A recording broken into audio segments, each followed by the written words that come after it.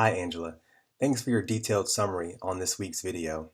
So Dr. Koh's topic during this video reminded me of Romans chapter 12, verses 1 and 2, which is a passage I recently used to prepare a brief message.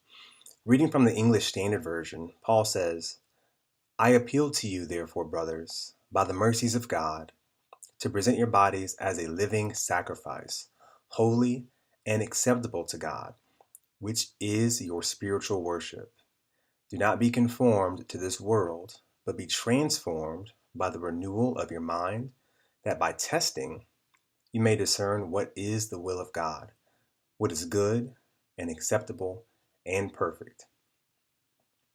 Paul exhorts the Roman Christians to offer their whole selves up to God by not conforming to the secular world around them, but rather by being transformed. Dr. Koh highlights this conundrum we have with our differing desires, right? One side of us wants to be faithful to the Lord in thought and in deed, but this other side, our flesh, the dying side, is still tempted by sin, and sometimes we do sin. But the transformational work of the Holy Spirit, often called the process of sanctification, is still at work in us, in those of us who are believers, pushing us ever closer and closer to the likeness of Christ. As you observed, Dr. Koh believes that this type of transformation is necessary to redesign how psychology is done in relation to Christianity.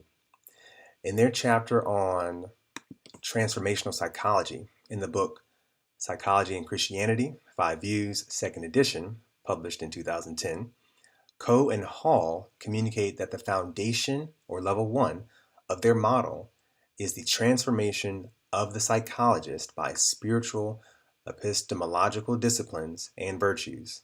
They go on to say that these disciplines guard the learner from pathological influences like being unwilling to see the truth of what a self is, deceit, or being driven by vices, false agendas, fantasies, grandiosity, overconfidence, which would hinder one from being open to reality.